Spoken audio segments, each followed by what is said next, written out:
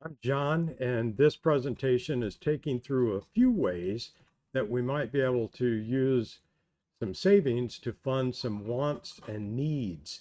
And this is for Sallisaw, Oklahoma. I'm John Honeycutt. You can find more about some of my ideas at honeycutt.us. So let's take a look at this presentation together. Our wants and needs, not all of them could be fulfilled this way, but some of them might be able to be. And this includes projects, improvements, and benefits to the citizenry. And what we usually do is we get funding from someplace to apply to each one of these costs. We usually borrow money or issue bonds or perhaps tax. That's a typical way of doing it in government, and there's nothing wrong with that. It's just kind of painful at times. So we're going to take a look at something that it seems Sallisaw is pretty good at, and that is getting grants. The grants require matching funds, however, and so those matching funds also need to come from borrowing or issuing bonds or tax. Instead of that, what if we made a bank of savings? If we reduced our normal budget by a certain amount, I'm thinking just for example, 3%, which could be a few $1,000,000 based on our current budget. And let's take those savings and use those as the match for the project improvements and benefits. So where would those savings come from? I'll give 10 examples, and this is just 10 out of dozens and dozens, but all of these I have seen work before in different clients. And I think that a few of these would work really well here, if not all of them. The number one is to ask the workers. In almost all instances that I've encountered, employees already have great ideas on how to reduce costs and make efficiencies happen. They just haven't had the opportunity to put those in place themselves. Reducing material waste is especially important in manufacturing environments, but it also could apply to a municipality.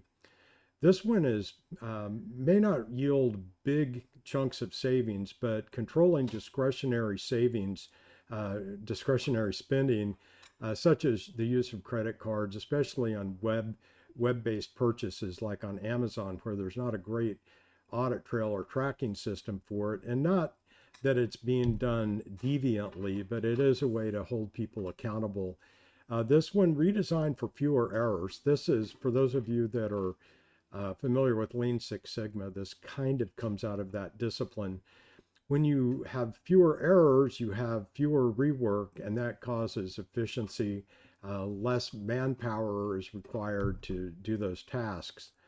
And measuring and metrics is also important in concepts like Lean Six Sigma, but you need to measure the right things. And what those right things are presently, I don't know. But there are some things that would be good to measure and other things that would be somewhat meaningless. So measuring allows you to benchmark and make sure that you're improving as making changes. Negotiating better might be a watch point for Sallisaw.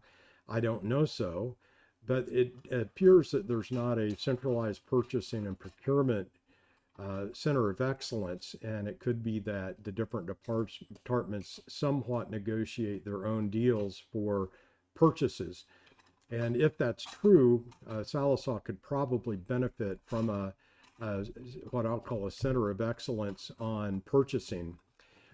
Executing project well. That now I know that there's a few projects that are have been delayed pretty significantly.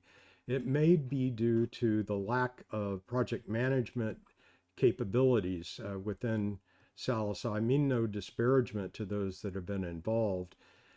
Project management is a skill set that there's actually certifications like PMI and PMP, CPMP, those things that are often found in an IT organization, but they need to be found outside of IT also.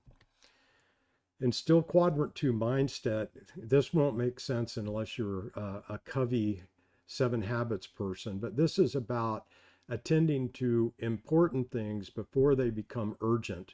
And that's a really great way of managing work. Embed continuous improvement. That's almost become a buzzword of continuous improvement, but there's real ways of doing this. And I've done it with clients before and done it with my own companies.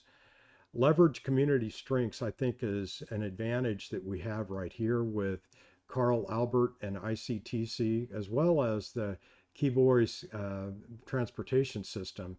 I think we could find some opportunities for savings, but definitely benefit to the community. So these are the 10 ways that we might be able to save some money, save some costs, possibly 3% of our budget, and match that up with the grants rather than trying to make new money and accomplish some projects, some improvements and benefit to our citizenry of wants and needs. Thanks very much for listening. My website is honeycut.us. I've got more information on there if you'd like, and I'd welcome your questions through Facebook if you would like to do that.